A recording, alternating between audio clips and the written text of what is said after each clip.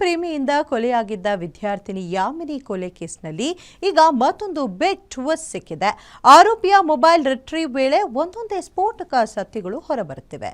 ಯಾಮಿನಿ ಮೇಲೆ ಪ್ರೀತಿಯ ಜೊತೆಗೆ ಅನುಮಾನ ಕೂಡ ಇತ್ತು ಅನ್ನೋದು ಬಯಲಾಗಿದೆ. ಇದರ ಜೊತೆಗೆ ವಾಟ್ಸ್ಆಪ್ ಗ್ರೂಪ್ ಸೀಕ್ರೆಟ್ ಕೂಡ ಬಯಲಾಗಿದೆ.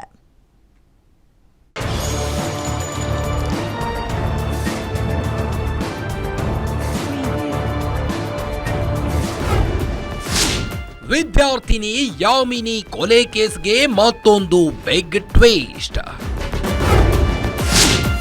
ಬಗೆದಷ್ಟು ಬಯಲಾಗುತ್ತಿದೆ ಪಾಗಲ್ ಪ್ರೇಮಿಯ ಮ್ಯಾಡ್ನೆಸ್. ಮಿಷನ್ ಯಾಮಿನಿ ಪ್ರಿಯಾ ಅಂತ ವಾಟ್ಸ್ಆಪ್ ಗ್ರೂಪ್ ಕ್ರಿಯೇಟ್. ಯಾಮಿನಿಯ 4 ಸ್ನೇಹಿತರಿಂದ pin to pin update. Srirampur railway track ಬಳಿ ಅಕ್ಟೋಬರ್ 16ರಂದು ಬಿಫಾರ್ಮ್ಸ್ ವಿದ್ಯಾರ್ಥಿನಿ ಯಾಮಿನಿಯ ಬರ್ಬರ ಕೊಲೆಯಾಗಿತ್ತು. ಆಕೆಯನ್ನ ಪ್ರೀತಿ ಮಾಡ್ತಾ ಇದ್ದ ವಿಘ್ನೇಶ್ ಎಂಬಾತ ಕೊಲೆ ಮಾಡಿದ್ದ. ಕೊಲೆ ಬಳಿಕ ಆತನನ್ನು ಪೊಲೀಸರು ಅರೆಸ್ಟ್ ಕೂಡ ಮಾಡಿದ್ರು.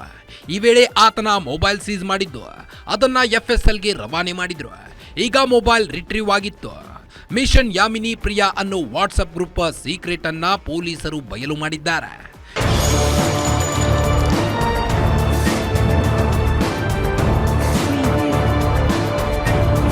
ಜನವರಿಯಲ್ಲಿ ಈ ಗ್ರೂಪ್ ಕ್ರಿಯೇಟ್ ಮಾಡಿದ್ದ ವಿಘ್ನೇಶ್ ಅದರಲ್ಲಿ 4 ಯಾಮಿನಿ ಸ್ನೇಹಿತರನ್ನ ಕೂಡ ಆಡ್ ಮಾಡಿದ್ದ.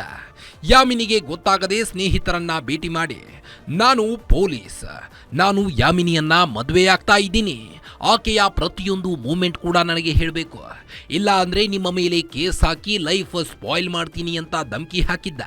ಇದರಿಂದ ಭಯಗೊಂಡು ಯಾಮಿನಿಯ ಸ್ನೇಹಿತರು ಅವಳ ಪ್ರತಿ ಮೂಮೆಂಟ್ಗಳನ್ನ ಗ್ರೂಪ್ನಲ್ಲಿ ಅಪ್ಡೇಟ್ ಮಾಡ್ತಾ ಇದ್ರು. ಯಾಮಿನಿ ಕಾಲೇಜ್ಗೆ ಬರೋದು ಹೋಗೋದು ಎಲ್ಲ ಫೋಟೋ ಹಾಗೂ ವಿಡಿಯೋ ಮಾಡಿ ಗ್ರೂಪಲ್ಲಿ ಹಾಕ್ತಾ ಇದ್ರು.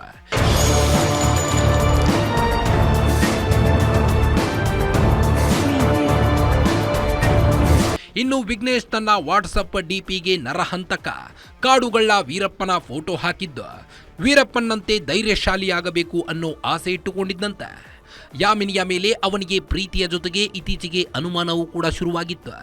ಇದೇ ಅನುಮಾನದಿಂದ ಕೊನೆಗೆ ಯಾಮಿನಿಯ ಕೊಲೆಯನ್ನ ಮಾಡಿದ್ದಾನೆ ಈ ಪಾಗಲ್ ಪ್ರೇಮಿ ವಿಘ್ನೇಶ್.